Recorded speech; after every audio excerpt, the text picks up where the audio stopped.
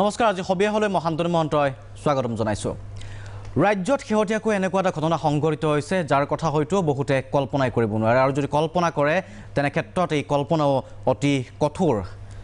যিধৰণৰ মৰ্মান্তিক ঘটনা সংঘটিত হ'ল গোসাইগাঁৱত একেটা পৰিয়ালৰে 5জনকৈ সদস্যই আত্মহত্যা কৰিবলগীয়া হৈছে কিয় এই চৰম সিদ্ধান্ত গ্ৰহণ কৰিলে পৰিয়ালটোৱে পিতৃ মাতৃ আৰু 3গৰাকীকৈ কন্যাই একেলগে ৰুমৰ ভিতৰতে চিপলো অৱস্থাত উদ্ধাৰ হৈছে পিতৃ ব্যৱসায়ী আছিল যিগৰাকী ব্যক্তি সেই ব্যক্তিগৰাকী ব্যৱসায়ী গেছৰ সাব ডিলাৰ এটা এজেন্সি আছিল বুলি জানিব পৰা গৈছে আৰু তেওঁৰ যি 3গৰাকী কন্যা সেই 3 কন্যাৰ এগৰাকী কন্যা বিজ্ঞানৰ স্নাতক আছিল আৰু কোনোবাই কৈছে যে ওচৰ এখন বিদ্যালয়ত পঢ়া শুনা কৰাই আছিল কিছুমানে কৈছে টিউচন কৰোৱাই আছিল আৰু দুগৰাকী কন্যা আছে এই হঠাৎ যি ধৰণৰ ঘটনা এটা পোহৰলৈ আহিল একেটা পৰিয়ালৰে 5জনকৈ সদস্যই আত্মহত্যা কৰিছে কাৰণ কি বুলি চৰ্চাত আছে কাৰণ এইটোৱে যে ঋণৰ বোজা সহিব নোৱাৰিলে যিগৰাকী ব্যক্তি আছিল সেই ব্যক্তিগৰাকীয়ে ধাৰত পুত গৈছিল প্ৰায় 20-25 লাখ টকাৰ ধাৰ তাৰ পাছত বহুতে এতিয়া বহুত কথা কৈছে লকডাউনৰ সময়তো তেওঁলোকৰ অৱস্থা অতি শোচনীয় হৈ পৰিছিল সেই কথাটোও কৈছে স্থানীয় লোকে কিন্তু মূল কথা এইটোৱে যে কেনেকুৱা ধৰণৰ এটা পৰিস্থিতিত বা কিয় এই চৰম সিদ্ধান্ত গ্ৰহণ কৰিবলগীয়া হৈছে বা ঋণ সম্পৰ্কীয় যি ধৰণৰ ঘটনা এয়া প্ৰথম নহয় বিগত সময়ছোৱাটোত ঋণৰ বোজা সহিব নোৱাৰি বহুতে আত্মহত্যা কৰিবলগীয়া হৈছে গতিকে বৰ্তমান অৱস্থাত ঋণ গ্ৰহণ কৰা প্ৰক্ৰিয়াটো এক জটিল প্ৰক্ৰিয়া নেকি বা এই ঋণৰ এখন জাল নেকি যিখন জালৰ পৰা ওলাই আহিব নোৱাৰি সেয়াও এক চৰ্চাৰ বিষয় সমান্তৰালভাৱে মানসিক স্বাস্থ্য সম্পৰ্কীয় আমি আসলতে কথা পাতিব লাগিব কাৰণ 3গৰাকীকৈ কন্যা পত্নী নিজে আত্মহত্যা কৰিবলৈ তেওঁলোকক সন্মত কৰাটো এটা ডাঙৰ কথা ডাঙৰ প্ৰত্যাহ্বান সেয়া হয়তো হ'ব নোৱাৰে গতিকে এনে প্ৰেক্ষাপটত কেতবোৰ গুৰুত্বপূৰ্ণ প্ৰসংগ আছে আজি আমি এই চাঞ্চলকৰ ঘটনাটো সম্পৰ্কে আলোচনা কৰিবলৈ লৈছোঁ আমাৰ লগত উপস্থিত আছে মনৰ বিশেষজ্ঞ ডক্টৰ সুৰেশ চক্ৰৱৰ্তী আপোনাক স্বাগতম জনাইছো বিশেষ অনুষ্ঠানৰ মাজলৈ অৰ্থনীতিবিদ অমিয় শৰ্মা ডাঙৰীয়া আছে তেখেতক স্বাগতম জনাইছো ঋণ সম্পৰ্কীয় এই বিষয়টোৰ সৈতে তেখেতৰ দীৰ্ঘ অভিজ্ঞতা আছে সেই সম্পৰ্কে আমি তেখেতৰ পৰা জানিম যেহেতু ব্যক্তিগৰাকী এগৰাকী গেছৰ সাব ডিলাৰ সাব এজেন্ট থকা বুলি জানিব পৰা গৈছিল গতিকে গেছৰ এই ব্যৱসায়ৰ লগত জড়িত বিশিষ্ট ব্যৱসায়ী যোৰহাটৰ পৰা ৰোমান বৰদলৈ ডাঙৰীয়া আমাৰ মাজত আছে ৰোমান বৰদলৈ ডাঙৰীয়াকো আমি স্বাগতম জনাইছো কাৰণ এই ব্যৱসায়টোত কিয় ইমান ধাৰ হৈ গ'ল সেই প্ৰশ্নটো আছে জড়িত হৈ এই ব্যৱসায়ত লোকচানৰ সম্ভাৱনীয়তা অধিক নেকি আশংকা অধিক নেকি ইমান ধাৰ হ'বলগীয়া ইয়াৰ কাৰণ কি ব্যৱসায় কৰি থকাৰ পাছত সেই সম্পৰ্কীয় তেখেতে জনাব আৰু মূলতঃ সেই বাসগৃহৰ পৰা নিৰ্মলপালৰ বাসগৃহৰ পৰা আমাৰ সাংবাদিক প্ৰাগ নিউজৰ সাংবাদিক যোগেন সূত্ৰধাৰ উপস্থিত আছে মই প্ৰথমতে যোগেন সূত্ৰধাৰৰ ওচৰলৈকে আহিব বিচাৰিছোঁ যোগেন সূত্ৰধাৰ গোসাইগাঁৱৰ যিখন ঘৰত আপুনি উপস্থিত আছে সেই ঘৰখনত এটা জয়াল পৰিৱেশ এই মুহূৰ্তত এটা চাঞ্চল্যৰ সৃষ্টি কৰিছে সমগ্ৰ ৰাজ্যতে একেটা পৰিয়ালৰে 5জনকৈ সদস্যই চৰম সিদ্ধান্ত এটা বাছি লৈছে কেতিয়াও গ্ৰহণযোগ্য নহয় বাৰু তাক কোনেও অনুপ্ৰাণিত নকৰে এই ঘটনাই কিন্তু তথাপিও যি মৰ্মান্তিক ঘটনা সংঘটিত হৈছে এতিয়া তাত কি পাইছে পোষ্টমৰ্টেম ৰিপৰ্ট ওলাল নেকি মৰণোত্তৰ পৰীক্ষাত কি ধৰণৰ ৰিপৰ্ট ওলাইছে বা স্থানীয় লোকসকলে কি কয় আসলতে পৰিয়ালটোৱে কি ধৰণে বাস কৰি আছিল বা কিবা উমান পাইছিল নেকি তাৰ পূৰ্বতে তেনেকুৱা ধৰণৰ কিবা লক্ষণ দেখা পাইছিলে নেকি ব্যক্তিজনৰ যে ঋণৰ বোজা বুলি কৈছে এই ঋণ ক'ৰ পৰা লৈছিলে কাৰ পৰা লৈছিল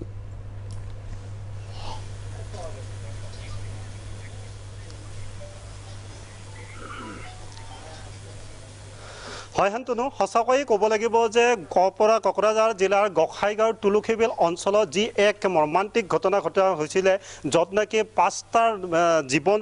একেবাৰে নিৰ্বাপিত হৈছিলে যাক লৈ পেলাই এতিয়া সমগ্ৰ কোকৰাঝাৰ জিলাখনেই নহয় তুলসীবিল অঞ্চলত যিসকল লোক বসবাস সেই প্ৰতিগৰাকী লোকৰ পৰিয়ালৰ এতিয়া যথেষ্ট মৰ্মাহত হৈ পৰিছে কিয়নো যিটো পৰিয়াল আছে নিৰ্মল পাল নামৰ যিগৰাকী ব্যক্তিৰ 5জনীয়া পৰিয়ালটো আছিলে তেওঁ আচলতে গেছ এজেন্সিৰ চাব এজেন্সি হিচাপে কাম কৰিছিলে কিন্তু তেওঁৰ জনসাধাৰণৰ পৰা বিভিন্ন লোকৰ পৰা তেওঁ বহুত ধাৰ লৈছিলে কিয়নো তেওঁৰ 3গৰাকী কন্যা সন্তানক অধ্যয়ন কৰাৰ কাৰণে যথেষ্ট টকাৰ প্ৰয়োজন হৈছিলে আৰু তেওঁ প্ৰায় 20 বছৰ ধৰি গোৱালপাৰা জিলাৰ দুধনৈৰ পৰা আহি পেলাই এই তুলসীবিল অঞ্চলত তেওঁ ভাড়াতীয়া হিচাপে আছিলে মোৰ এই পিছফালৰ গৃহটো দেখিবলৈ পাইছে এই গৃহটোতে তেওঁ ভাড়াত আছিলে আৰু ভাড়াত থাকি পেলাই তেওঁ গেছৰ চাব এজেন্সি চলাইছিল আৰু পৰিয়ালটো পোহপাল দিছিলে কিন্তু দেখিবলৈ পোৱা গৈছে যে তেওঁ সন্তানকেইটা পঢ়া শুনা কৰাৰ কাৰণে তেওঁ যথেষ্ট ধনৰ প্ৰয়োজন হৈছিলে পৰিয়ালটো চলাই নিয়াৰ কাৰণে যথেষ্ট ধনৰ প্ৰয়োজন হৈছিলে তাৰ কাৰণে তেওঁ বিভিন্ন সংস্থাৰ পৰা প্ৰাথমিক পৰ্যায়ত ঋণ লৈছিলে কিন্তু সেই ঋণ পৰিশোধ কৰাৰ কাৰণে অন্যান্য লোকৰ পৰা তেওঁ আৰু ঋণ ল'বলৈ বাধ্য হ'ল যাৰ ফলতে তেওঁ ঋণৰ বোজা সহিব নোৱাৰে অৰ্থাৎ যিসকল লোকৰ পৰা ঋণ লৈছিলে সেইসকল লোকক টকা উভতাই দিব নোৱাৰি পেলাই তেওঁ এই আত্মহত্যা কৰিবলগীয়া এক দুৰ্ঘটনা সংঘটিত হ'ল আৰু এই ঘটনাক লৈ স্বাভাৱিকতে সাধাৰণ জনতাৰ মাজত যথেষ্ট কৌতূহলৰ সৃষ্টি হৈছে কিয়নো এনে আৰু বহু লোক আছে যিসকল লকডাউনৰ পাকখনত তেওঁলোকে ঋণ লৈছিলে ব্যৱসায় চলাৰ কাৰণে ঋণ লৈছিলে কিন্তু সেইসমূহ ঋণ তেওঁলোকে পৰিশোধ কৰিব পৰা নাই সেইসকল পৰিয়ালৰ একেই দশা হ'ব নেকি এনে এক প্ৰশ্ন উত্থাপিত হৈছে আৰু এনে সন্দিখনৰ মাজতে এইসকল লোক আছে এইসকল লোকৰ পৰা এই পৰিয়ালটো কেনে আছিলে তেওঁৰ যিহেতু জ্যেষ্ঠ কন্যাগৰাকী যিহেতু এখন বা জাতীয় বিদ্যালয়ত কাম কৰিছিলে তেওঁ কেনেধৰণে দিন অতিবাহিত কৰিবলগীয়া হ'ল সঁচাকৈ হয়তো দুৰ্ভাগ্য মই প্ৰথমে এটা জাতীয় সংগঠন আছে যিটো ABMSU বা আমচুৰ কেন্দ্ৰীয় প্ৰতিনিধি আছে যে আপোনাৰ পৰা জানিব আছে এই পৰিয়ালটো আচলতে কেনেকুৱা আছিলে আৰু কেনেকৈ পোহপাল দিছিলে নিৰ্মল পাল নামৰ লোকজনে নাই মই সদৌ অসম বাঙালী যুৱ ছাত্ৰ ফেডাৰেশ্যন গোসাইগাঁও ডিষ্ট্ৰিক্ট কমিটিৰ প্ৰেচিডেণ্ট হয় এইটো আত্মহত্যা নহয় একচুৱেলি এইটো হত্যাৰ ৰাস্তা ল'বলৈ বাধ্য কৰা হৈছে ফেমিলিটোক আৰু আমি উৰা শুনি আছোঁ যে মানুহটো ঋণ আছিল হয় এইটো বাস্তৱ কথা বহুতে কৈছে ঋণ আছিল ঋণৰ বোজাত যে মানুহটো ছুচাইড কৰিছে বা আত্মহত্যা কৰিছে সেইটো ইমান সঁচা নহয় কিবা ভিতৰুৱা কিছু আছে তাৰ মানে চাওক মানুহটোৰ ইনকাম আছিল মান্থলি 40,000 পৰা 50,000 মান ইনকাম আছিল সেই মানুহটোৰ ঋণ আছিল 20 লাখ টকা কিমান তাৰ ইনকামৰ হিচাপত সেই ঋণটোতে সি পৰিশোধ মানে শোধ কৰাৰ বেছি দিন নালাগে আৰু আমি শুনা মতে পাব্লিকে কৈছে বহুতে কৈ আছে তাৰ ঘৰত আহি মানুহে বহুত ধৰণৰ বহুত ফোন যোগে বা মানুহজনক ঋণ পৰিশোধ কৰি হেঁচা প্ৰয়োগ কৰা হৈছে হেঁচা প্ৰয়োগ কৰা হৈছে এনেকৈ আৰু ফোন যোগে তাৰ তিৰিক তাৰ ফেমিলিক ছোৱালী যে আছিল ছোৱালীকো বেয়া হেৰি কৰা হৈছে ফোন যোগে এইটো ঘটনা আছে আৰু এটা ঘটনা যে যোনটো লেটাৰ লিখি গৈছিল ছুচাইড নোট এই ছুচাইড নোটটো আপোনাৰ 5টামান কপি আছিল এই 2টা কপি অলৰেডি ধৰক যে হেৰি হৈছে উদ্ধাৰ হৈছে আৰু 3টা কপি হয়তো পুলিচৰ হেৰিত আছে আমি পুলিচক মানে অনুৰোধ কৰিছোঁ এই যোনটো কপিটো যোনটো আছে ছুচাইড কপিটো এই ছুচাইড কপিটোত কি আছে এই ছুচাইড কপিত কোনে কি কৰিছে 5টাকৈ ছুচাইড নোট আছিলে কপি আছিলে এই ছুচাইড নোটৰ প্ৰকৃত অৰ্থত কি লিখা আছিলে সেইটো এই মুহূৰ্তত উদ্ধাৰ হোৱা নাই কিন্তু আৰক্ষী প্ৰশাসনেও কিন্তু এয়া স্পষ্ট কৰা নাই এনে আৰু আছে লোক যে কোচ ৰাজবংশী ফালৰ পৰা আছে যে আপোনালোকে এই পৰিয়ালটো কেনে দেখা পাইছে যোগেন্দ্ৰ দাৰ আপোনাৰ পৰা এটা কথা জানিব বিচাৰে স্পষ্টকৈ আপুনি সোধক এটা কথা সোধক যে ঋণ যে লৈছিল যোগেন সূত্ৰধাৰ সেয়া কোনো ব্যক্তি বিশেষৰ পৰা ঋণ লৈছিল নে কোনো সংস্থাৰ পৰা লৈছিল মাইক্ৰ' ফাইনেন্স কোনোবা কোম্পানীৰ পৰা লৈছিল কোনোবা বিত্তীয় প্ৰতিষ্ঠানৰ পৰা ঋণ লৈছিল নে কোনো ব্যক্তি বিশেষৰ পৰা লৈছিল সেই কথাটো জানে নেকি তেওঁলোকে কোনোবা সংস্থাৰ পৰা লৈছিলে ঋণ নে ব্যক্তি বিশেষৰ পৰা লৈছিল যদি ব্যক্তি বিশেষৰ পৰা লৈছিল 20 লাখ টকা দিয়া লোন দিয়া এনে কোন ব্যক্তি আছিল সুদৰ বিনিময়ত কোনোবাই এই ব্যৱসায় চলাই আছিল নেকি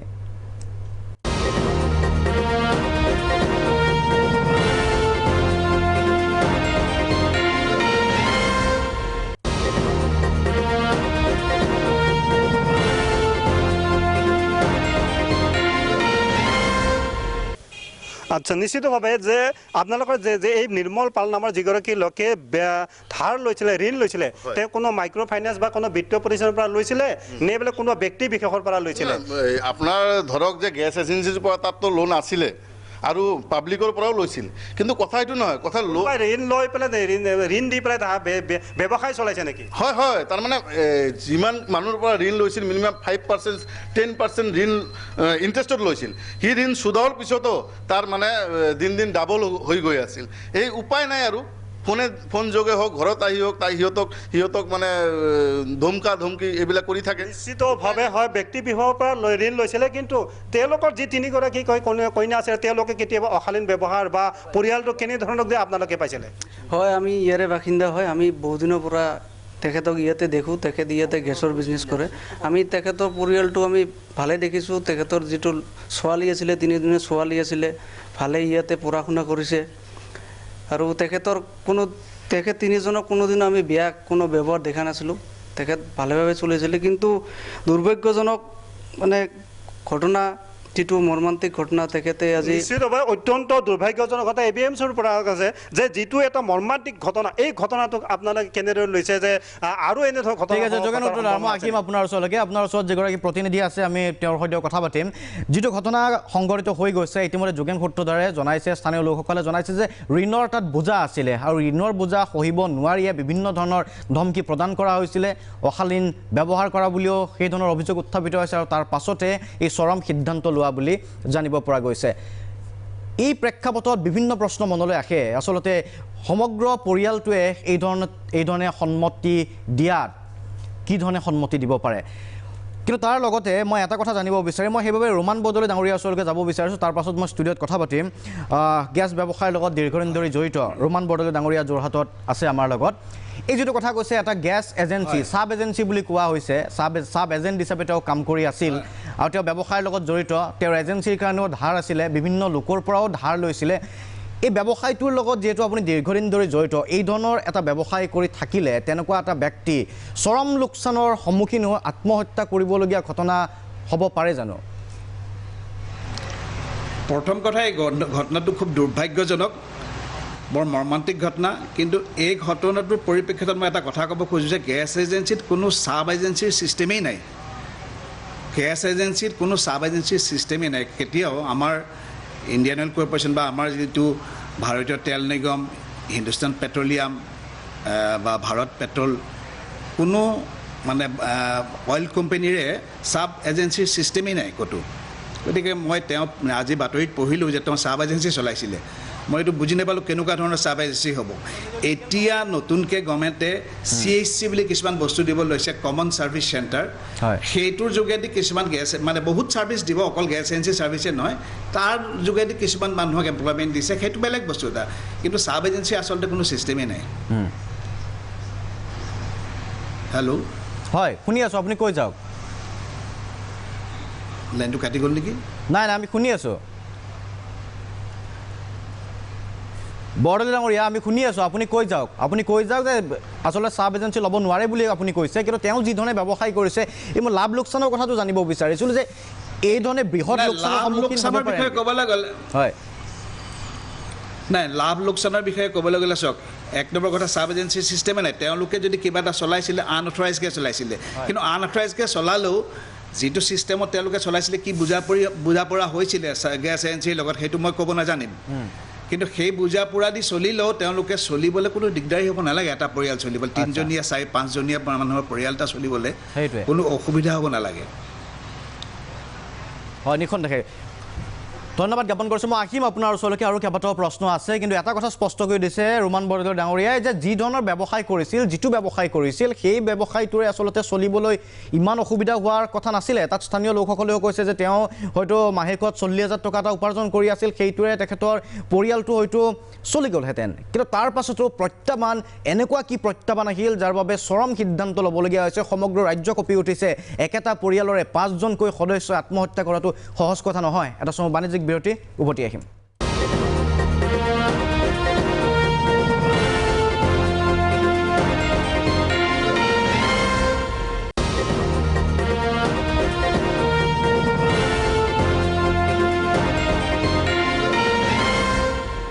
উভতি আহিছোঁ অনুষ্ঠানৰ পৰৱৰ্তী অংশলৈ। ৰাজ্যক কঁপাই যোৱা এটা চাঞ্চল্যকৰ ঘটনা। একেটা পৰিয়ালৰে 5জনকৈ লোকে আত্মহত্যা কৰিছে। গোসাইগাঁৱৰ সেই গাঁওখনৰ পৰা তুলসীবিল গাঁৱৰ পৰা আমাৰ সতীৰ্থ সাংবাদিক যোগেন সূত্ৰধাৰে দেখুৱাই গৈছে আচলতে কি ঘটিছিল পৰিয়ালটোৰ সৈতে। তাৰ পৰা স্থানীয় লোকসকলে কৈছে কি ঘটনা সংঘটিত হৈ আছিল, আৰু তাৰ আলমতে আমি কিছু কথা পাতি গৈছোঁ। আমি গেছ এজেঞ্চিৰ লগত যিহেতু জড়িত আছিল, সেই ব্যক্তিগৰাকী চাব এজেণ্ট হিচাপে আছিল, যদিও ৰোমান বৰদলৈ ডাঙৰীয়াই কৈছে যে তেনেকুৱা ধৰণৰ আচলতে কোনো ধৰণৰ তেনেকুৱা সংস্থা থাকিব নোৱাৰে বা তেনেকৈ ল'ব নোৱাৰে, সেই কামটো বেআইনী হ'ব পাৰে, সেই ধৰণৰ কথাও এটা উত্থাপন কৰা হৈছে। কিন্তু তথাপি তৎসত্ত্বেও যদি কাৰোবাৰ পৰা চৰ্ত সাপেক্ষে লৈ ব্যৱসায় কৰিছিল, হয়তো উপাৰ্জন নোহোৱাকৈ থকা নাছিল কিন্তু ঋণৰ বোজা কৈছে যে 20 লাখ 25 লাখ টকা ঋণৰ বোজা আছে তেনে প্ৰেক্ষাপটত পৰিয়ালটোৱে এই চৰম সিদ্ধান্ত লৈছে মই সুৰেশ চক্ৰৱৰ্তী ডাঙৰীয়াৰ ওচৰলৈকে আহিব বিচাৰিছোঁ আপুনি যথেষ্ট এনেকুৱা ধৰণৰ ঘটনাবোৰ পাই থাকে ষ্টাডি কৰে গৱেষণা কৰিছে পৰ্যবেক্ষণ কৰিছে এই যিটো ঘটনা সঁচাকৈ অতি মৰ্মান্তিক যি তেওঁৰ 3গৰাকী কন্যা তাৰ ভিতৰত এগৰাকী কন্যা জ্যেষ্ঠ কন্যা পূজাই বিজ্ঞানৰ স্নাতক এগৰাকী আৰু ওচৰতে এখন স্কুলত শিক্ষকতা কৰে বুলিও জানিব পৰা গৈছিল আৰু টিউচনো কৰি আছিল ঘৰুৱা শিক্ষক হিচাপেও কাম কৰি আছিলে আন দুগৰাকী কন্যাও আচলতে এগৰাকী উচ্চতৰ মাধ্যমিকত পঢ়ে এগৰাকী হাইস্কুলৰ ছাত্ৰী এই 3গৰাকী ছাত্ৰীক সন্মত কৰি পত্নীক সন্মত কৰি নিজেও আত্মহত্যা কৰাটো কেনেকুৱা ধৰণৰ এটা মানসিকতা হ'ব লাগিব বা কেনেকুৱা এটা অৱস্থাত পৰিলে এই ধৰণৰ চিন্তা সমগ্ৰ পৰিয়ালটোৰ আহে চাওক গোটেই ঘটনাটো তেনেই মৰ্মান্তিক তেনেই দুৰ্ভাগ্যজনক আৰু এই চেগতে মই তেখেতৰ মৃতকৰ নিকট আত্মীয়ক মই মোৰ সমবেদনা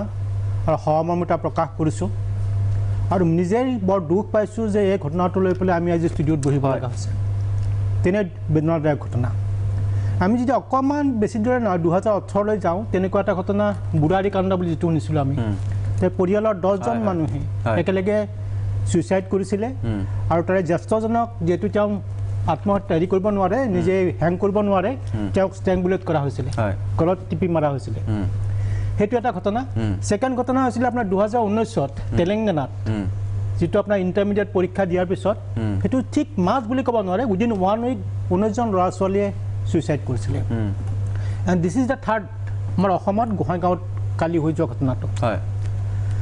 চ' গোটেইখিনি ঘটনা যদি আপুনি এনালাইচিছ কৰি চাই নহয় যে এইটো এদিনৰ ফেনমেনা নহয় এদিনতে হোৱা নাই এদিনতে হ'ব নোৱাৰে কাৰণ তাৰ আগলৈকে সুস্থিৰ হ'বলৈ হৈ থাকে নেকি মানুহবোৰ নহয় যে এদিনৰ ঘটনা নহয় যে এই ক্ষেত্ৰত যিটো মাছ চুইচাইড বুলি কওঁ আমি যিটো আমি গণ আত্মহত্যা বুলি কওঁ এই গণ আত্মহত্যাবিলাকত হয় কিছুমান ৰিলিজিয়াছ কাল থাকে কিছুমান ধৰক কোনোবা যে হিৰো মৰিল তেনেকুৱা ধৰণৰ থাকে এইটো ইমিডিয়েট কিন্তু ফেমিলিৰ ক্ষেত্ৰত যিটো হয় এইটো আপোনাৰ ৰিলিজিয়াছো নহয় এইটো কোনো কাল্টতো বিশ্বাস নহয় যে তেনেকুৱা নহয় চ' যিটো আপোনালোকে প্ৰসংগটো আনিছে যে ঋণৰ চ' ঋণৰ প্ৰসংগটো যদিও কৈছে যে তেখেতৰ আপোনাৰ এই লকডাউনৰ পিছত যে মই সেই কথাটোত পতিয়ন যোৱা নাই কাৰণ লকডাউনত আপুনি এই 20-25 লাখ টকা লকডাউনত নহয় পূৰ্বৰ পৰা চলি আছে প্ৰবেবলি তেখেতে এই ঋণৰ বোজাটো বহুত বছৰৰ পৰা চলি আছে আৰু তেওঁ পৰিশোধ কৰিব নোৱাৰা ঘটনাটো আপোনাৰ ইমান দিনৰ পৰা ঘটি আছে এতিয়া চাগে লকডাউনৰ পাছত তেখেতৰ ইকনমিক অৱস্থাটো আকৌ বেছি বেয়ালৈ হ'ল তেওঁ ভাবুকি পেলাই যিটো কোৱা হৈছে চ' এই ক্ষেত্ৰত এজন মানুহ যিজনে প্লেন কৰে চ' তেওঁ মেজৰ ৰোল হিচাপে he is the main man problem দেউতাকে যদি কৰিছে বা মাকে যদি কৰিছে আদাৰ্ছ ফ'ল' ব্লাইণ্ডলি সেইটোক আমি চুইচাইডেল প্ৰেক বুলি কওঁ ব্লাইণ্ডলি ফ'ল' কৰে কাৰণ আমি একেটা অৰ্থ we are going for the একে আমাৰ বেছি অৰ্থটো হ'ল যে আমি এতিয়া এই ক্ষেত্ৰত যে ধৰক মই সেই কথাটো ভাবোঁ কন্যা অন্তত তাই বিজ্ঞানৰ স্নাতক তাই হয়তো ৰিভিল কৰিব পাৰিলে নাই আমি চুইচাইড নকৰোঁ আমি এই ধৰণে চুইচাইড নকৰোঁ তাই দেউতাকক হিৰো বুলি ভাবে দেউতাকে যদি আৰ্ণাৰ মাকে জন্ম দিছে যে মাক দেউতাকে কয় কিছুমান ল'ৰা ছোৱালীয়ে সেই কথাটো আপ্তবক্ষ বুলি মানি লয় নহয় সিহঁতৰ জাজমেণ্টটো মাক দেউতাকৰ জাজমেণ্টতকৈ সিহঁতৰ জাজমেণ্টটো আপোনাৰ 3000 ডাঙৰজনীক বাদ দি বাকীকেইটা গোটেইকেইটা বাকী দুজনী 20 বছৰ তলত সিহঁতৰ এটা ইম্পালচিভ এটা ডিজায়াৰ থাকে সিহঁতৰ এবষ্ট্ৰাক্ট থিংকিং ডেভেলপ নহয় সিহঁতে যুক্তিসন্মত বিচাৰ কৰিব নোৱাৰে চ' গতিকে এই বস্তুটো যদি হৈ আছে তেতিয়াহ'লে প্ৰথমজনে মাক বা দেউতাকে বহুত দিনৰ পৰা কৈছে এনেকৈ থাকি মৰাই ভাল কি হ'ব আৰু এই যে কোনোবা এজন এইটো ট্ৰিগাৰ কৰিছে তেনেকুৱা কৰিলে নকৰিলে তোমালোকক তেনেকুৱা কৰিম এণ্ড দেট মুমেণ্ট প্লেনটো বহুত দিনৰ এণ্ড কোনোবা এটা ট্ৰিগাৰিং মুহূৰ্ত এটা আহিছে আৰু সেই মুহূৰ্তত সকলোৱে ডিচাইড কৰিছে যে লেটাছ ইন্ধন যোগাই দিলে এই যে ধমকিবোৰ আহিল এই ধমকিবোৰ চাগে ইন্ধন হৈ গ'ল আৰু তেনেকৈ কামটো কৰিলে আৰু সেই ক্ষেত্ৰত যিটো কোৱা হয় চলিডাৰিটি যিটো আপোনাৰ ইনচাৰেঞ্চি মুভমেণ্টবিলাকত চলে এইটো ক্ষেত্ৰত ফেমিলিৰ ক্ষেত্ৰত যে আমি বেলেগ এস্কেপৰ আমি ইয়াৰ পৰা পৰিত্ৰাণৰ কোনো উপায় নাই 20-25 লাখ টকা মানুহে 40,000-50,000 টকা মাহত দৰমহা পাই পৰিশোধ কৰিব নোৱাৰে সিহঁত তিনিজনে ডাঙৰ হৈ আছে সিহঁতৰ বিয়া বাৰু কথা আহে সেইধৰণে চিন্তা কৰিছে ছেকেণ্ড ফেমিলিৰ আটাইতকৈ ডাঙৰ ফেনাটো মই ভাবিছোঁ এতিয়া ষ্টুডিঅ'ত বহিবলৈ ভাবিছোঁ যে যিটো হিষ্ট্ৰী পালে তেখেতে গোৱালপাৰা বা পৰিব্ৰাজন কৰি গোসাইগাঁৱলৈ আছে প্ৰথম কথা হ'ল তেখেত মাইগ্ৰেশ্যন তেখেতে ভাড়া ঘৰ তাত থাকে স্থায়ী বাসিন্দা নহয় যেতিয়া স্থায়ী বাসিন্দা নহয় সেই মানুহবিলাকে পৰিভ্ৰমী মানুহবিলাক সদায় এটা বেছিক ইনচিকিউৰিটিত থাকে ইকনমিকেলি আৰু ছ'চিয়েলি সেই মানুহজনৰ ছ'চিয়েল ছাপৰ্ট নাই তেওঁৰ ৰুট নাই ইয়াত ভেটিটো নাই মাটিৰ তলৰ সেইখনে যে কোনোবাই তেওঁ তেনেকুৱাকৈ আহিব সেই ছাপৰ্টটো নাপায় ছ'চিয়েল ছাপৰ্টটো নাই তো সেই মানুহজন একক নিসংগ এইফালে আপোনাৰ প্ৰেছাৰ চ' এনেকুৱা মানুহবিলাকৰ ক্ষেত্ৰত কি আমি যে এবিল ডাৰহেম বোলা মানুহ এজন আছিলে তেওঁ আটাইতকৈ বৰ ধুনীয়া ছ'চিয়েল থিয়ৰী দিছিলে যে আমি যেতিয়া এখন সমাজ এখনত থাকোঁ নহয় আমি তিনি ধৰণৰ মানুহবিলাকে তিনিটা কাৰণত ছুইচাইড কৰে ছ'চিয়েল থিয়ৰী অফ ছুইচাইড এটা হ'ল ইগোইষ্টিক এইটো একজেক্টলি দ্য ইগোইষ্টিক ছুইচাইড যে মই মিলিব পৰা নাই যিহেতু তেওঁৰ সমাজ নাই তেওঁ যিহেতু গেছ ৰাউণ্ডটো ছোৱালীকেইজনী পঢ়াত ব্যস্ত তেওঁৰ কোনো সামাজিক তেনেকুৱা হেৰি নাই গতিকে তেওঁ একক তেওঁ পৰিয়ালটোকো লগত লৈ গৈছে গতিকে তেওঁৰ সামাজিক হেৰি নাই নহয় গতিকে তেওঁ কথাটো শ্বেয়াৰো কৰিব নোৱাৰে নিজৰ ধাৰৰ কথা কাৰ আগত শ্বেয়াৰ কৰিব চ' এইটো আত্মদণ্ড আৰু তাৰে হয়তো পৰিণতি এই ঘটনাটো হৈছে যে তেওঁ নিজে মিলি কৰিব নাই গতিকে ultimately that is the last resort and তাৰ বাহিৰে বেলেগ উপায় নাই and this suicide can be term as post এনে আইডিয়া ষ্টুডিঅ'ত মই ভাবিছোঁ যে এইটো অট'পচি যদি কৰে চাইক'লজি অট'পচি চ' ইগোষ্টিক ছুইচাইড এইটো ক্লাছিকেল এক্সাম্পল ঠিক আছে মই আহিম পুনৰ আপোনাৰ ওচৰলৈকে আহিম কেইবাটাও দিশ জানিবলগীয়া আছে আন এটা সময় বাণিজ্যিক বিৰতিৰ সময় হৈছে তাৰ পাছত মই সেই গাঁওখনলৈকেও লৈ যাম আৰু লগতে অমীয় শৰ্মা ডাঙৰীয়াৰ সৈতেও আমি কথা পাতিম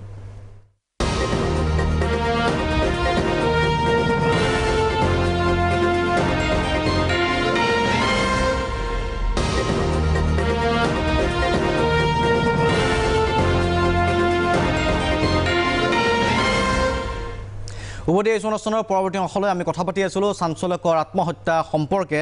মই ষ্টুডিঅ'লৈ আহিমগৈ তাৰ পূৰ্বে এবাৰ যাব বিচাৰিছোঁ যোগেন সূত্ৰধাৰৰ ওচৰলৈকে সেই গাঁওখনত উপস্থিত আছে তুলসীবিলত যোগেন সূত্ৰধাৰ আছে যোগেন সূত্ৰধাৰ আপোনাৰ পৰা পুনৰ জানিব বিচাৰিছোঁ যে আমি কেইবাটাও কথা স্পষ্ট হৈছোঁ ব্যক্তিগৰাকী গোসাইগাঁৱলৈকে গৈছিলে অন্য এক জেগাৰ পৰা গৈছিলে আৰু তেওঁৰ হয়তো সম্ভৱতঃ তাত কোনো ধৰণৰ আত্মীয় নাছিলে আৰু সামাজিক যিটো তেওঁৰ টাচ থাকিব লাগে বুলি কোৱা হয় বা এখন সমাজত বসবাস কৰা এজন সামাজিক ব্যক্তি হিচাপে যিখিনি হয়তো সমৰ্থন পাব লাগিছিল সেয়া পোৱাৰ পৰাও হয়তো সেই ব্যক্তিগৰাকী বঞ্চিত হ'ব পাৰে থাকিব পাৰে তেনেকুৱা এটা সম্ভাৱনীয়তাও নুই কৰিব নোৱাৰি তাৰ লগতে আৰু এটা কথা স্থানীয় লোকৰ পৰা আপুনি জানিবলৈ চেষ্টা কৰক তেওঁৰ যি চাল চৰণ ব্যৱহাৰ বিগত কিছুদিনত কিবা পৰিৱৰ্তন দেখা পাইছিলে নেকি ৰাইজে বা ছোৱালীকেইজনী আপুনি কৈছে যে শিক্ষকতা কৰিছিল কাষৰে বিদ্যালয়ত কিবা পৰিৱৰ্তন দেখা পাইছিলে নেকি বিগত কিছুদিন ধৰি বা কাৰোবাক কিবা জনাইছিল নেকি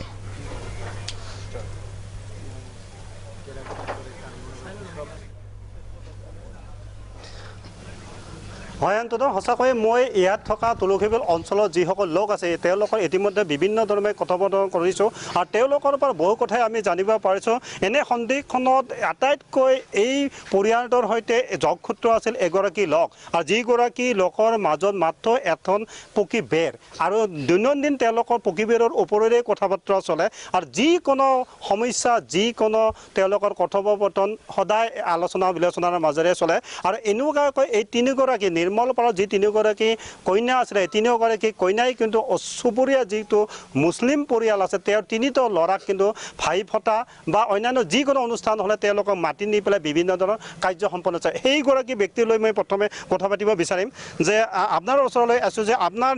একেবাৰে ওচৰত একেলগে লাগি থকা আপোনাৰ যেতিয়া এই ঘটনাটো ঘটিছে সেই সময়ত নিৰ্মলপাৰাৰ তেওঁৰ পৰিয়ালটোৰ কিবা ব্যতিক্ৰম আপুনি দেখা পাইছিলে নেকি বা পৰিয়ালটো কি কাৰণ এনেকুৱা এটা কঠোৰ সিদ্ধান্ত ল'বলগীয়া হ'ল আপোনাৰ মতে প্ৰথমে আপোনাৰ প্ৰাক নিশ্চয় মই ধন্যবাদ জনাওঁ হয়তো আজিলৈকে বহুত মিডিয়া ইয়াতে আহিছিলে কিন্তু আজিলৈকে কোনেও মানে সোধা নাই যে ইহঁতৰ ঘৰৰ ওচৰত কোন মানুহ আছে তাক দুটা এটা কথা সুধিম কোনেও সোধা নাই আপুনিয়ে ফাৰ্ষ্ট আজি সুধিলে আৰু কি মানে ঘটনা হ'ল নিৰ্মল পাল মানুহটো এনেকুৱা ভাল মানুহ বোধহয় আমাৰ অঞ্চলত নাই আজি আৱেগত হৈ কিছুমান কথা ক'ব লাগে আজি সিহঁতে হিন্দু মানুহ আমি মুছলমান মানুহ একেলগে বসবাস কৰি থাকোঁ মোৰ ল'ৰাক সিহঁতে লৈ যায় মানে তাৰ তিনিটা ছোৱালী মোৰ তিনিটা ল'ৰা সিহঁতে লৈ যায় মানে ভাই ফোটা বা কিবা ৰাখী বন্ধন আহিলে মোৰ ল'ৰাকেইটাক লৈ যায় সিহঁতে ৰাখী বন্ধন কৰে এনেকুৱা মানে মিল প্ৰীতি মানুহ আৰু কি আৰু হঠাৎ এই মানুহটো যে এনেকুৱা কাম কৰিব এইটো মানে সপোনৰ বাহিৰত আৰু কি এইটো কাম আৰু কি কিন্তু মোৰ বোধহয় আৰু কি এইটো মোৰ মনে কৰে তেওঁ এটা কি মানে লকডাউনৰ পিছৰে পৰা তেওঁ এইটো অলপ মানে ঋণ হৈছে আৰু কি কাৰোবাৰ ধাৰ লৈছে বা কাৰোবাৰ পৰা সুদৰ পৰাও লৈছে কাৰোবাক এনে ধাৰো লৈছিল মই তেওঁৰ মানে ঘৈণীকৰ পৰা আমি বৌদি বুলি মাতোঁ আৰু কি তেওঁ ঘনীকে কৈছে যে তোমাৰ দাদাই বহুত টকা ঋণ হৈছে আৰু কি এই ঋণ ক'ৰ পৰা দেব এনেকৈ ক'লে আৰু কি মই কৈছোঁ যে ক'ৰ পৰা ঋণ কৰিব ইমান টকা যিসকলে ঋণ দিছিলে সেইসকল লোকে কেতিয়াবা তেওঁলোকৰ ঘৰলৈ আহি পেলাই মানে সুদৰ টকা বা ঋণৰ টকা বিচাৰি পেলাই কিছু অশালীন মন্তব্য বা তেনেধৰণৰ কিবা ভাবুকি স্বৰূপ কিবা ধৰণৰ দিয়া বুলি গম পায় নেকি? সেইটো আমি মানে সেইদিনা নাছিলোঁ মই জনাত আৰু কি হয়তো তুলসীবিল অঞ্চলৰ মানুহ জানে আৰু কি এদিন বোলে কোনোবাই বোলে আহিছিলে আৰু কি আহি বোলে কৈছে যে সেইটো শনিবাৰ মানে কি শনিবাৰৰ দিনৰ কথা আৰু কি যে পইচা যিজনে পায় আৰু কি সিজনে আহি বোলে কৈছে যে পইচা লাগে কিবা কিবি হয়তো 2-4টা কথা হৈছে আৰু কি কিন্তু তেওঁলোকৰ পৰিয়ালবিলাকে মানে এনেকুৱা মানে কোনোবাই যদি এটা বেয়াকৈ কয় আৰু কি সেইটো ইহঁতে সহ্য কৰিব নোৱাৰে আৰু কি এনেকুৱা আৰু কি পৰিয়ালটো তিনিও কৈ নাই তেওঁ পঢ়া শুনাত কেনেকুৱা আছিলে? পঢ়া শুনাততো ক'বই নালাগে একদম বঢ়িয়া পঢ়া শুনা একদম তাৰমানে ঘটনাটো কি লকডাউনৰ পিছৰে পৰা তেওঁৰ মানে যি পৰিয়ালত যিখিনি খৰচা লাগে আৰু কি ছোৱালীবিলাকৰ পঢ়া শুনাৰ কাৰণে আৰু কি যিবিলাক খৰচা লাগে মানে ইনকামতকৈ খৰচাটো তাক মানে লকডাউনৰ পিছৰ পৰা মানে লকডাউনৰ পৰা আৰু কি বেছি লাগে খৰচাটো নিশ্চয়কৈ ইনকামতকৈ অধিক মানে আয়তকৈ ব্যয় অধিক হৈছে যাৰ ফলতে কিছু অসুবিধাৰ সৃষ্টি হৈছে আৰু তেনে ক্ষেত্ৰত এই কেতিয়াবা ছোৱালী 3গৰাকীকৈ গাভৰু সন্তান আছে এই 3গৰাকী সন্তান নিৰাপত্তাক লৈও হয়তো যথেষ্ট উদ্বিগ্ন হৈ পৰিছে নিৰ্মল পাল ABMC-লৈ আছিলোঁ যে এই পৰিয়ালটো যিটো পৰিয়ালে আত্মহত্যা এই ঘটনাটোক আৰক্ষীৰ দ্বাৰা কেনেকৈ তদন্ত হ'ব বিচাৰে কি কৰিলে আপোনালোকে এটা সুস্থিৰ ন্যায় পাবলৈ বুলি ভাবে? হয় প্ৰথমত মই প্ৰাগ নিউজ চেনেলক মই ধন্যবাদ জ্ঞাপন কৰিছোঁ HBTC সংখ্যালঘু ছাত্ৰ সন্থাৰ ফালৰ পৰা আসলতে কথাটো হৈছে কি যোৱাকালি যেটো ঘটনা হৈছে এটো অত্যন্ত মৰ্মাহতিক ঘটনা আৰু এইখন অঞ্চলৰ সমগ্ৰ ৰাইজে ইতিমধ্যে মৰ্মাহত হৈ পৰিছে আমিও HBTC সংখ্যালঘু ছাত্ৰ সন্থাৰ ফালৰ পৰা আমি হক প্ৰকাশ কৰিছোঁ তাৰ লগতে আমি ক'ব বিচাৰো যে একেটা পৰিয়ালৰ 5জনকৈ মানুহ ৰছী লগাই তেখেতে চিপ লৈ হত্যা কৰাটো মানে এটো কেতিয়াও মানে ভাবিব পৰা কথা নহয় এটো মানে এটা সপন যেন লাগি আছে আৰু আমি ক'ব বিচাৰিছো যে এনেকে 5জনকে মানুহ এটা কোঠাৰ ভিতৰত একেলগত হত্যা হোৱাটো এটো অসমৰ ভিতৰত আমি ভাবো যে আটাইতকৈ কলা অধ্যায় বুলি আমি ক'ব বিচাৰিছো অসমৰ ভিতৰত এনেকুৱা আমি এটা ঘটনা কেতিয়াও আমি চোৱা নাছিলো আৰু আমি সমান্তৰালভাৱে ইতিমধ্যে প্ৰশাসন বিষয়াসকলে আৰক্ষী বিষয়াসকলে শীৰ্ষ বিষয়াসকলে ইতিমধ্যে আহি পৰিদৰ্শন কৰিছে তেওঁলোকে ইনভেষ্টিগেশ্যন কৰি আছে আৰু আমি HBTC সংখ্যালঘু ছাত্ৰ সন্থাৰ পৰা এটোই ক'ব বিচাৰিছো যে এটো মানে এটা ইনভেষ্টিগেশ্যন হ'ব লাগে এটা মানে হাই লেভেল ইনভেষ্টিগেশ্যন তদন্ত নিশ্চয়কৈ হ'ব লাগিব ধন্যবাদ যোগেন সূত্ৰধাৰ পুনৰ ৰাখিম আৰু এটা কথা হয় তদন্ত হ'ব লাগিব কোনে ঋণ দিছিল কোন ব্যক্তিয়ে ঋণ দিছিল টকা ধাৰলৈ দিছিলে সেই সকল লোকে এই ব্যক্তিৰ ঘৰত আহি কি বুলি ধমকি দিছিলে এই বিষয়বোৰ গুৰুত্বপূৰ্ণ আৰু ঋণ দিয়া তেনেকুৱা অনুমতি আছিল নে নাছিলে ঋণ যদি দিছিলে সুদ কি ধৰণে লৈছিলে এই কথাবোৰ আছে জড়িত এইবিলাক সামাজিক এটা ডাঙৰ অধ্যায় মই সেইবাবে আহিব বিচাৰিছোঁ এইবাৰ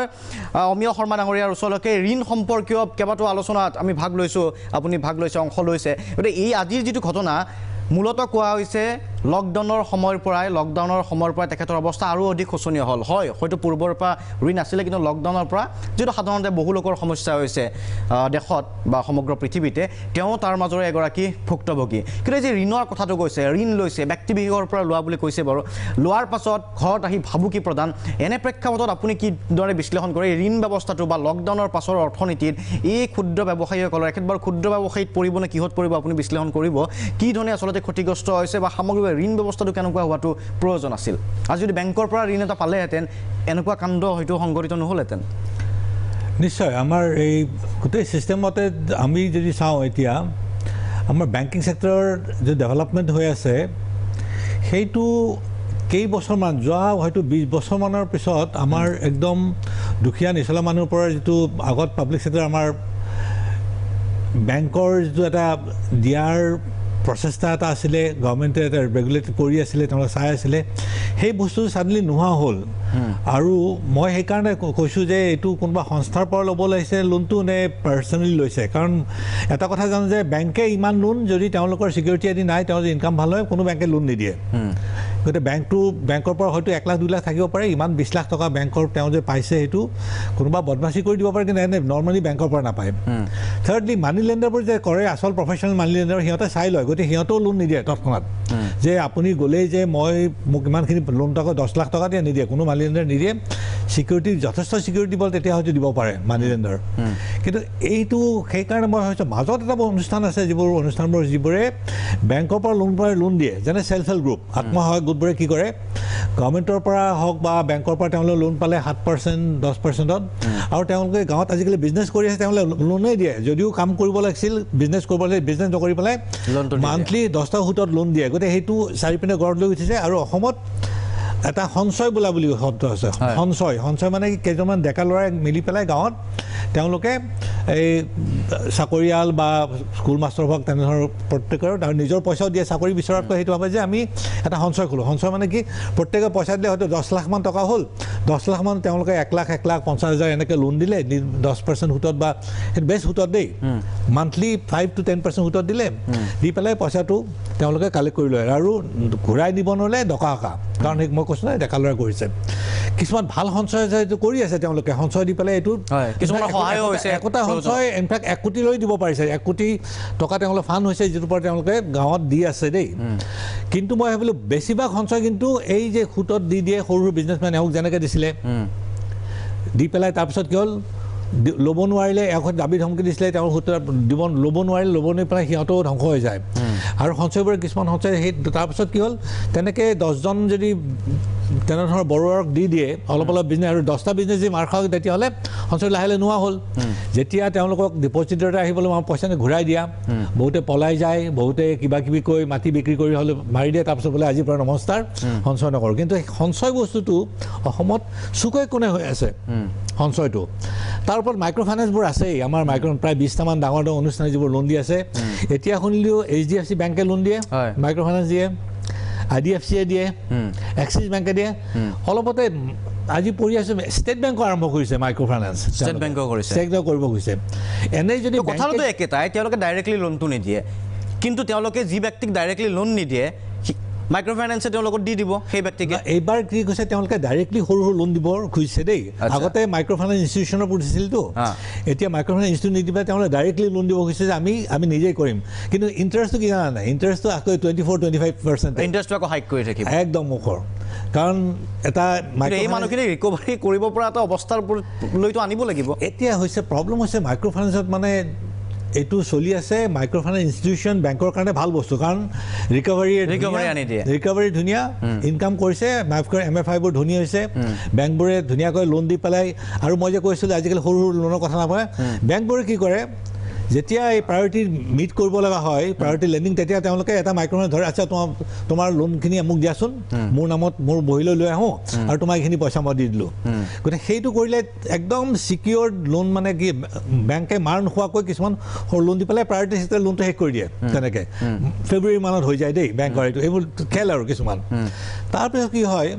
মাইক্ৰ' ফাইনেন্স দিলে লোন দি পেলাই গতিকে বেংকবোৰে এতিয়া আজিকালি সৰু ইনফেক্ট গভৰ্ণমেণ্টে নকৰাটো মোৰ সকলোতকৈ দুখ আছিলে যে পাৰ্লিমেণ্টেৰিয়ান আমাৰ গভৰ্ণমেণ্টে আজিকালি সৰু সৰু লোন ক্ষুদ্ৰ লোনৰ কথা বেছি নাপাতে তেওঁলোকে ভাবিছে মাইক্ৰ' ফাইনেন্সে কৰি আছে নহয় আমাৰ ডিউটি কৰি আমি কিয় কৰিব লাগে আৰু RBI একেধৰণে ভাবে যে মাইক্ৰ' ফাইনেন্স দিছোঁ নহয় তেওঁলোকে কৰি আছে অধিক সুতত যে লৈ আছে আৰু সেইটো RBI ৰেগুলেটেড 24-26% RBI ৰেগুলেট কৰিছে এবছৰ দুবছৰ কাৰণে সেইটো লোন লৈ পেলাই ব্যৱহাৰ কৰাটো পাৰি কিন্তু যেতিয়া 15-20 বছৰ যদি তেওঁলোকে 24% দি থাকিব লাগে RBI গভৰ্ণৰক সুধে আপুনি ল'ব নেকি লোনটো বা আমাৰ মিনিষ্টাৰক সুধিব লাগে আপুনি 24% কৈ ল'ব নেকি ঠিকে আমিতো কেতিয়াও নলওঁ এই দুখীয়া মানুহবোৰক এইটো এটা একদম বেয়া ডাঙৰ বোজা হৈছে আনকি ডাঙৰ ডাঙৰ ৰিপৰ্ট আহিছে যে কৈছে যে পভাৰ্টিটো ৰিমুভ নহয় মাইক্ৰ' ফাইনেন্সৰ আৰু মাইক্ৰ' ফাইনেন্স এইটো বস্তু সোনকালে আৰু মানে কোনো বেনিফিটো হোৱা নাই ঠিক আছে মই এটা দুটা বেনিফিট হৈছে যিটোৰ কাৰণে আমি চবকে দেখুৱাই থাকে তাৰমানে কি হৈছে 5% প্ৰফিট বেনিফিট কৰিছে 5% দেখুৱাই থাকে এইকেইটা হৈছে মোৰ ফুলদানি দেই এইকেইটা মই বেনিফিট কৰিছোঁ বাকী 95% যে বেনিফিট হোৱা নাই সেইটো কোনেও নকয় আৰু তাৰ সেইটো কিহৰ কাৰণে হোৱা নাই সেইটোও চালিজাৰি চোৱাৰ বিশ্লেষণ কৰা হয়তো প্ৰয়োজন বোধ কৰা নাই এইটো ক'ব খুজিছে আজি মাইক্ৰ' নহ'ব পাৰে দেই এইটো হয় মই আহিম এইটো হৈছে এটা চমু বাণিজ্যিক বিৰতিৰ সময় হৈছে এটা গুৰুত্বপূৰ্ণ প্ৰসংগত আলোচনা কৰি আছিলোঁ ঋণ সম্পৰ্কীয় যিহেতু এই বিষয়টোৰ লগত ঋণ জড়িত হৈ আছে গতিকে ঋণ সম্পৰ্কীয় আমি বিশ্লেষণ কৰিছিলোঁ এটা চমু বাণিজ্যিক বিৰতি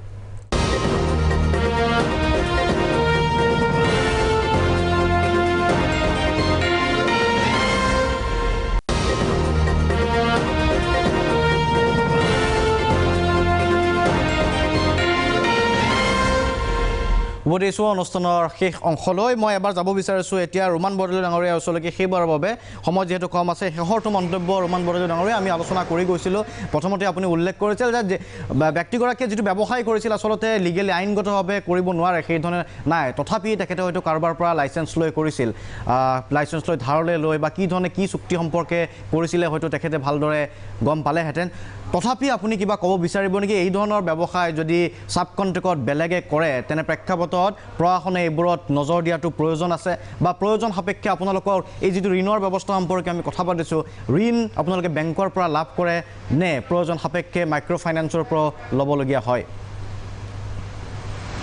নাই গোটেই বস্তুটো এনেকুৱা হৈছে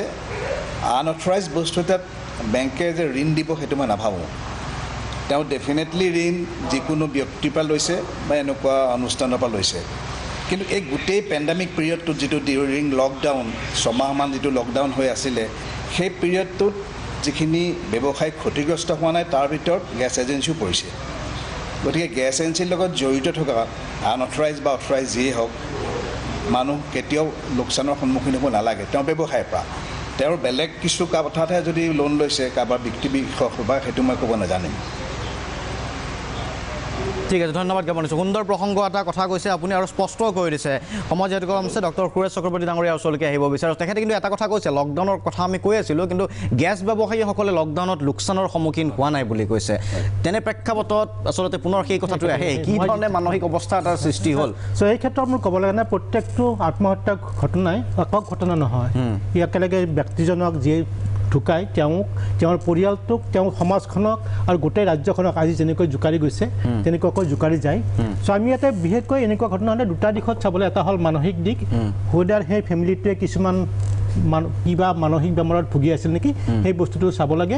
আৰু দ্বিতীয়টো হ'ল যে সামাজিক দিশ কিন্তু এটা কথা মাজতে কৈছিলে সেই পৰিয়ালটো খুব চেঞ্চিটিভ পৰিয়াল বুলি কৈছিলে কোনোবাই কিবা এটা কোৱাৰ লগে লগে খুব গাত পাতি লয় সেই বস্তুটো হ'ল যে মই কৈছিলোঁ নহয় যে তেখেতসকল বেলেগ এখন ঠাইৰ পৰা বেলেগ এখন বেছিক ইনচিকিউৰিটি চাগে আছিলে আৰু তেখেতসকলে এছিমিলেশ্যন আমাৰ যিটো ইংৰাজী শব্দ কয় যে ইয়াৰ লগত গোহাঁইগাঁৱৰ মানুহখিনিৰ লগত আপোনাৰ মিহলি হ'ব পৰা নাছিলে আৰু সেই মিহলি নহওঁতে তেওঁলোকে একাকিত্বত ভুগাইছিলে তেওঁলোকে অকলশৰীয়া হৈছিলে আৰু সেইকাৰণে যিটো ছ'চিয়েল ছাপৰ্ট ছিষ্টেম সেইটো তেওঁলোকে পোৱা নাছিলে আৰু লাজ অভিমান বা যিটো আত্মাভিমান আমাৰ অসমীয়া মানুহৰ বুলি কাৰণ পঢ়া শুনাটো ভাল আছিল তেওঁলোকে হয়তো আত্মসন্মানত ভোগে বা লাজ অনুভৱ কৰে কোনোবাই বেয়াকৈ সেইকাৰণে এইটো এক্সপ্ৰেছ কৰিব পৰা নাছিলে আল্টিমেটলি এই নিহংস বা এই তাৰ বাবে সিদ্ধান্ত ল'ব লাগে ঠিক আছে ধন্যবাদ জ্ঞাপন কৰিছোঁ শেষৰটো মন্তব্য অমীয়া শৰ্মা ডাঙৰীয়া এনেকুৱা ঘটনা যাতে নঘটক যদিও ঠিক আছে লকডাউনৰ সময়ত ক্ষতিগ্ৰস্ত হোৱা নাছিল কিন্তু তাৰ মাজতো লকডাউনৰ সময়ত বহু ব্যৱসায়ীও ক্ষতিগ্ৰস্ত হৈছে সেই সময়ছোৱাত আৰু সেইসকল ব্যৱসায়ীৰ বাবে যিসকল ক্ষতিগ্ৰস্ত হৈ চৰম হতাশাত ভুগিছিল আপোনালোকেও আচলতে চৰকাৰক প্ৰতিবেদন এখন দাখিল কৰিছিল তাৰ পাছত কি ক'ব কিবা হ'লনে সেই ব্যৱসায়ীসকলৰ অৱস্থা শুধৰণি হ'বনে লকডাউনৰ পাছত প্ৰতিবেদনৰ কথা মই নকওঁ বাৰু কিন্তু এজে হয় আমি এটা দিছিলোঁ কিছু হয়তো একশ্যন মই নাজানো দেই একো একশ্যন লৈছে নে কিন্তু মানে অৱগত নহয়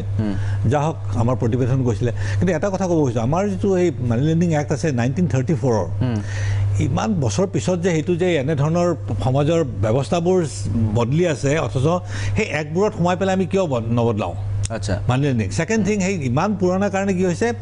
পুলিচ বা তেনেধৰণৰ অথৰিটিও গম নাপায় এক্টত কি আছে তেওঁলোকৰ কি ডিউটি আছে আৰু ৰাইজেও গম নাপায় যে আমাক যদি কিবা এটা হয় আমি ক'ত যাম এনেধৰণৰ যে মোক যদি কোনোবাই প্ৰেছাৰ দিয়ে এতিয়া মই পুলিচৰ ওচৰত যাম ক'ত যাম কোনো এটা ডিপাৰ্টমেণ্ট নাই সেইকাৰণে কৈ ষ্টেট গভৰ্ণমেণ্টে হয়তো এনেধৰণৰ ডিপাৰ্টমেণ্টে কৰিব সেই অলপতে শুনিলোঁ পৰহি হয়তো হিমন্ত বিশ্ব শৰ্মাই হেনো ক'লে যে আমি এক্ট এখন আনিম ইয়াতে মাইক্ৰ' ফাইনেন্সৰ কাৰণ তাত প্ৰটেষ্ট এটা হৈছিলে মানুহ পইচা ঘূৰাই নিদিওঁ বুলি কৈছিলে একেধৰণৰ প্ৰেছাৰত আছিলে ছুইচাইড তাৰপিছত চাইকেল টাইকেল ঘৰৰ বস্তু বিক্ৰী কৰা সেইবোৰ কৰাৰ যেতিয়া তেনেধৰণৰ হৈছে আমাৰ ৰাইজে আহি পেলাই কৈছিলে যে আমি পইচা ঘূৰাই নিদিওঁ সেইটো হৈছিলে 1 বছৰ আগত তাৰপিছত কাট আহি পেলাই বস্তু হাম কাটিলে কিন্তু এতিয়া কি হয় চৰকাৰে এইটো এটা হয়তো ছেপাৰেট ডিপাৰ্টমেণ্ট বা চেল এটা কৰি পেলাই যিহেতু এটা ডাঙৰ ব্যাধি হৈছে সমাজত এইটো সোনকালে নিৰ্মূল কৰিব কাৰণ কি হয় জানে এইটো আহিলে বাৰু আমি খবৰ পালোঁ কিন্তু এনে খবৰ নোপোৱা মই গাঁৱৰ পৰা বহুত খবৰ পাওঁ যে 3 পাত উঠাই নিলে টিভিটো লৈ গ'ল এজনী ছোৱালীটো বিয়া হৈছিলে টিভি এটা কিনিছিলে লাজতে যেতিয়া গিৰিয়েকৰ ঘৰৰ পৰা টিভিটো লৈ গ'ল নহয় ছোৱালী আকৌ মাকৰ ঘৰলৈ গুচি আহিলে লাজত আচ্ছা লাজ বাইহাতে চাৰিলে কথা আৰু মাটি বিক্ৰী কৰি পলাই যোৱা গুৱাহাটীৰ মানুহে মাটি বিক্ৰী পলাই এইবোৰ অনুষ্ঠান হৈয়ে আছে ছুইচাইড হয়তো নহ'ব পাৰে কিন্তু হাতত সহজে পইচা পাইছে হয় কিন্তু সেই পইচাখিনি ঘূৰাই কেনেকৈ দিব গতিকে কি হয় চৰকাৰৰ ৰেগুলেশ্যন যেনে অন্ধ্ৰপ্ৰদেশৰ ৰেগুলেশ্যন এটা আছে কেৰালাত আছে মানি লেণ্ডিং নতুনকৈ কৰিছে তেওঁলোকে ইয়াতো তেনেধৰণৰ মানি লেণ্ডিং এটা কৰি পেলাই এই যিটো এইটো প্ৰচেষ্টা বা ৰেগুলেশ্যনটো সেইটো গভৰ্ণমেণ্টে ছেপাৰেট ডিপাৰ্টমেণ্ট আনক মইতো ক'ব খুজিছোঁ কিছুমান ইউজলেছ ডিপাৰ্টমেণ্ট বন্ধ কৰিব এইটো ডিপাৰ্টমেণ্ট যিটো জোৰ দিয়া নহয় এটলিষ্ট দুখীয়া মানুহখিনিৰ এই পৰিত্ৰাণ পাব গতিকে তেতিয়াহ'লে কি হয় এই মানুহজন হয়তো ক'ত যাবলৈ এতিয়া গমেই নাপালে ফেমিলি হয়তো গমো নাপালে ক'ত যাম আমাৰ যদি ভাবোঁ যিটো এখেতে ক'লে ডাক্তৰে কৈছে যে হয় এইটো বেচাৰাৰ উপায় নাই ক'ত যাব লাজো কৰে কিন্তু সমাজত তেনেহ'লে ব্যৱস্থা থাকিলে যে কমপ্লেইন এটা দিব পাৰি তেওঁলোকে ল'ব আকৌ মই কৈছোঁ নহয় পুলিচেও ভালকৈ নাজানে যে এটা মানি লেণ্ডিং এক্টত যদি কোনোবাই যে আহে তেওঁক কি কৰিব লাগে হয়তো ক'ব যে এই RBIৰ বস্তু আমি নাজানো মই জানো দে বহুত তেনেকৈ কৈছে এতিয়া RBIৰ বস্তু আমি নোসোমাই ভাল নেকি প্ৰশাসন আছে RBIৰ বস্তু নোসোমাই ভাল নেকি গতিকে RBI বস্তু বুলি ক'লে তেওঁলোকে একদম ভাবে যে এইটো ঈশ্বৰৰ বস্তু আৰু যে আমি সোমাব নোৱাৰোঁ গতিকে সেই বস্তুবোৰ ভাবিবলৈ অনতি পলমে আমাৰ চৰকাৰে এইটো বস্তু কিবা এটা কৰিব লাগে এক্ট এটা কৰিব লাগে এই যিটো ইউজুৰিয়াছ লেণ্ড বা আমাৰ যিটো মানি লেণ্ডিং এক্ট আছে এইটোৰ তলত পেলাই এই গোটেই বস্তুটো সমাধান নকৰিলে নহয় নিৰ্মল প্ৰাণে আৰু বহুত ফেমিলি আছে এটা দুটা হয়তো তেনেকৈ হৈ থাকিব আমি হয়তো গমো নাপাম কিন্তু এইটো বৰ দুখ লগা ঘটনা আশা কৰোঁ ইয়াৰ নিচিনা আৰু কেতিয়াও নহয় কেতিয়াও যাতে দুনাই এনেকুৱা ঘটনা সংঘটিত নহওক আমিও ষ্টুডিঅ'ৰ পৰা সেইটোৱে আশা কৰিম সেইবাৰৰ বাবে যোগেন সূত্ৰধাৰ আপোনাৰ ওচৰলৈকে আহিছোঁ সেইবাৰৰ বাবে এই ধৰণৰ ঘটনাৰ পুনৰাবৃত্তি নহওক বুলি আমি আশা কৰিছোঁ আমি কামনা কৰিছোঁ কিন্তু তাত এতিয়া অনুসন্ধানৰ প্ৰক্ৰিয়াটো আহিছে আৰক্ষীয়ে কি ধৰণে অনুসন্ধান কৰিছে বা তদন্ত কি ধৰণে কৰিছে কিবা সবিশেষ আছে নেকি ৰাইজৰ ওচৰত